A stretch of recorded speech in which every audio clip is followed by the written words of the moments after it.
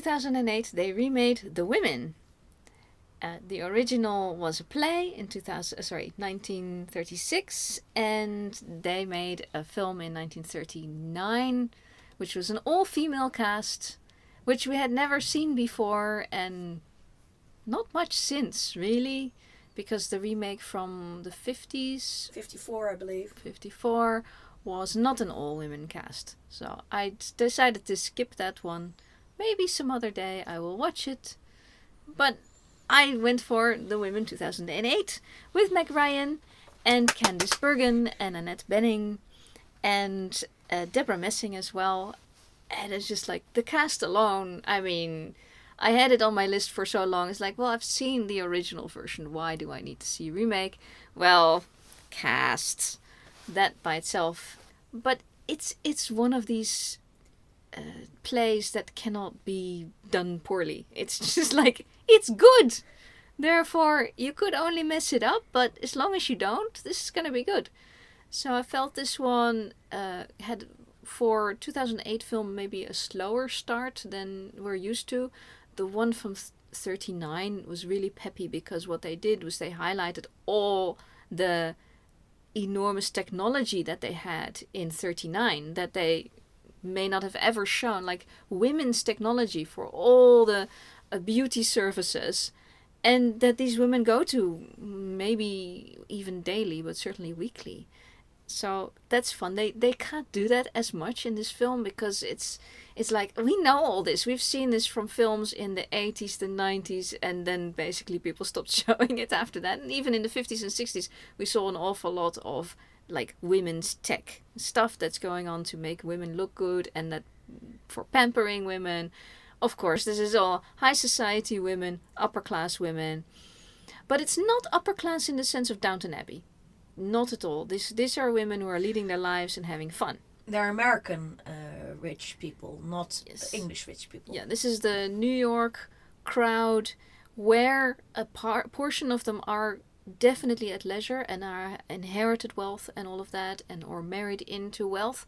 But there's also a portion of them, like Annette Bening plays Sylvie, and she is a career woman. She worked herself up to the head of this fashion magazine. I mean, literally, the theme of this film is what's going on in their lives is fashion. You know, it's not especially that they want to achieve anything other than looking good themselves, but not like stellar. They're not trying to be a catwalk model or anything like that. They're not trying to go on film. But they love the fashion and they love all the pampering. So that's actually shown quite well in this film without making it an issue. With like, okay, the only point where they are touching on that it is an issue is that Sylvie runs this magazine that they always put like super skinny models on the cover and inside the thing, and they remark that what it sells is all the dieting plans. But none of the women seem to have that much of an issue with it. They don't seem to have much of a self-esteem issue. But Mary's daughter, so Meg Ryan plays Mary, her daughter, she's running into it. She's maybe 12? No, just not old enough to really do anything by herself, but she's feeling it. And she's trying to slim down. She's trying to diet. She's smoking in order to diet. And it's like, whoa. You know, and I didn't even know that was a thing. So that shows how much I was never into this whole dieting thing. Is that unfortunately that is a thing. Yeah, the girls at school gave her cigarettes, saying then you won't get hungry, so you won't eat. But she's already a slim girl. There's nothing there to diet down, and that's where they stop the movie. They have Sylvie talk with the daughter. I'm forgetting her name at the moment. And sit down and have a proper conversation about it. They have a conversation about sex, as in how Sylvie, who is, let's call it a 45-year-old, has experienced it in her life and what she would tell a 12-year-old. And the 12-year-old dealing with all the makeup, all the impressions that are coming at her. And this is pre-Instagram.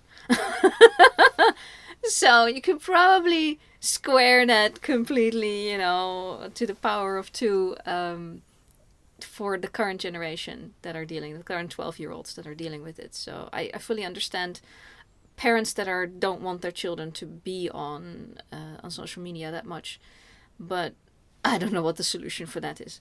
So this young girl is dealing with that, and it's only a sideline, but they do stop the film for it, and they have this scene on a bench somewhere that they talk about it. And for that, tick box, I applaud this movie, because when you make a remake, you also have to do stuff for the current generation. It's like, what is relevant for the audience of today?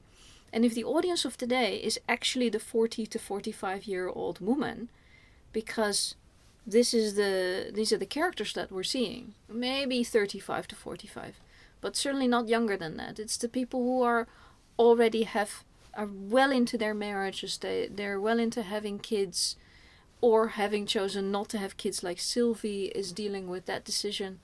You're speaking to the current generation. Of course, this is also post Sex in the City, as the peanut gallery immediately brought up when I said I was going to do this movie.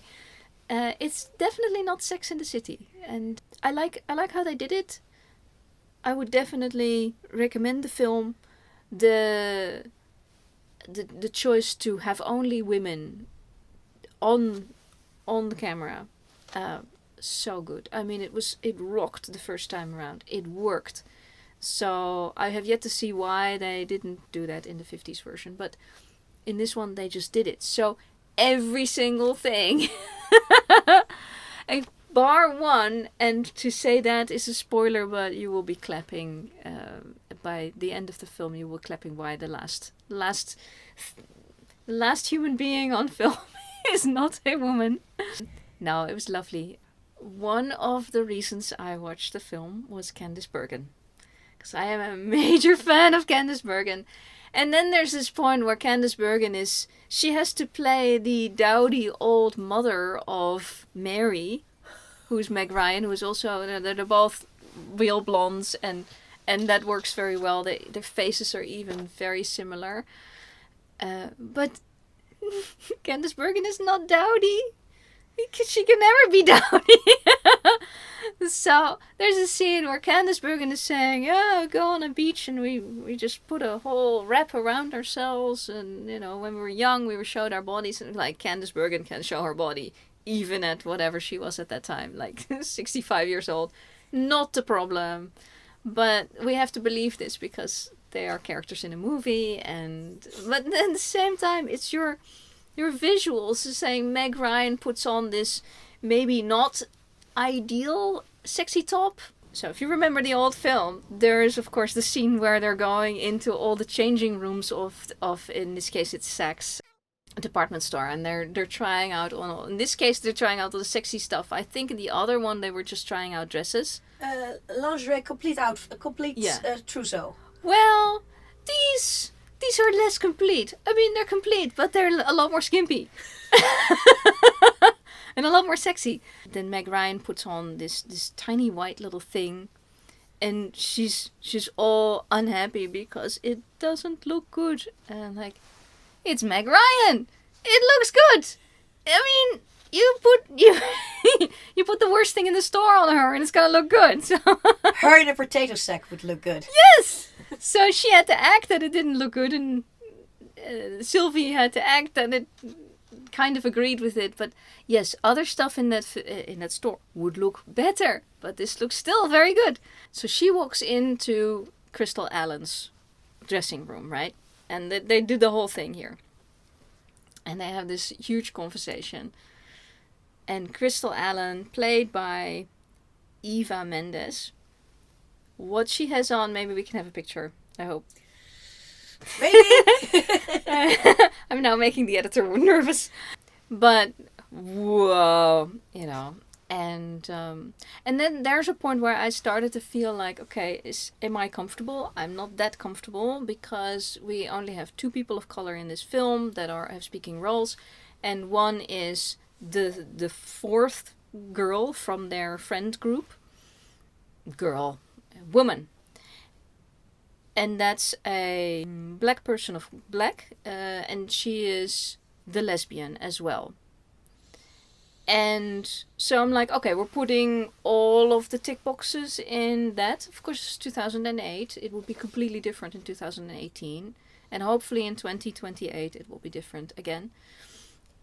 But the main bad guy in the film is, of course, Crystal Allen. And she's being played by a Latina. And also has to show herself as not that intelligent, which... Of course, in the original film, there were no people of color. It was all white people. So that one of them has less intelligence and is a bad guy, that's less of a statement. So that's where I was a little uncomfortable. So I wouldn't do that. I would advise against that. But the actress is really good, and of course stunning. They're all stunning. I mean, you got the pick of entire Hollywood when you cast a film like this. Same with Thelma and Louise. When you have your pick, then you can pick... Well, I mean, there's so many good picks, so it's almost difficult to make a wrong choice here. Because I was thinking, what if they had changed Eva Mendes and Meg Ryan? Wouldn't that have been interesting? Of course, you'd have to recast... Actually, well, Candice Bergen. No, she could have been... The husband could have been much darker. Could have been a Latino husband. Because we don't see them! Any which way to get Candice Bergen in. Yes. We need to have Candice Bergen in this film. But I'm sure there's an awful lot of Latina actresses that would also be absolutely awesome in the film. So that's the kind of thinking that I would hope that would be going on now, and I think in 2008 they were just kind of moving towards that. Yes, we're putting some color in the film, but here our protagonists are all this group of white women. And in that sense, I know that we've come a long way, even since 2008. And it's just sad to think that in 2008 we hadn't come that long way yet. Stages. It's a journey. Yes. So we were just discussing that this is actually an old-fashioned movie, because the concepts behind it is old-fashioned, and they had to deal with that. They had to upgrade to what Hollywood now considers to be the modern woman. There's a discussion between Mary and Sylvie towards the end, where they're talking about wanting to have it all. We should be able to have it all. And that's actually not feasible. And they immediately slide into that, I don't want it all. I want these things. And then go for that. And that's a much more interesting way of looking at the modern woman.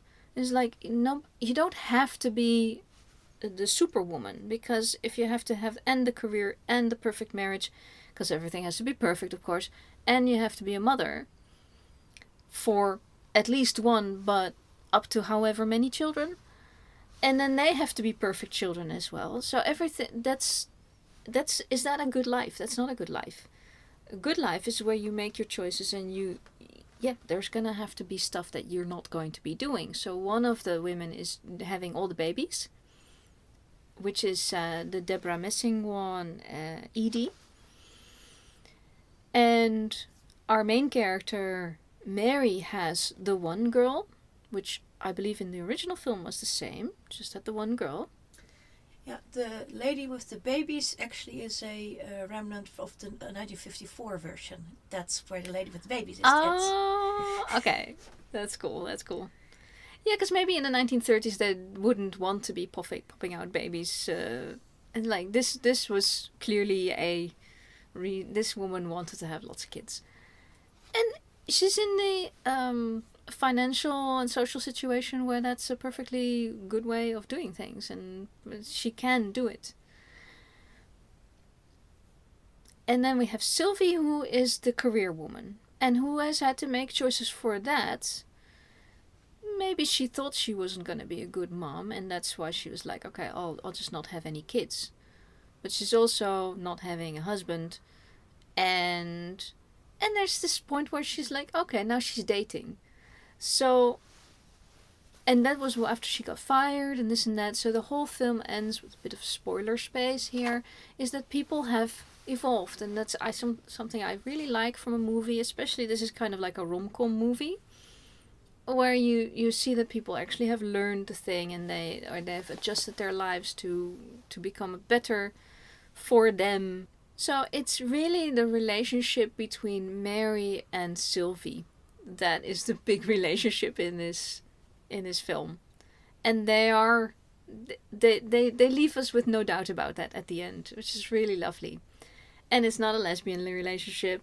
We have the token lesbian in the story. That's all taken care of. There's, by the way, another, bisexual point that's happening towards the end. So they played around with stuff, but it was the friendship between Mary and Sylvie. And I don't remember if that was a major point in the film in 39.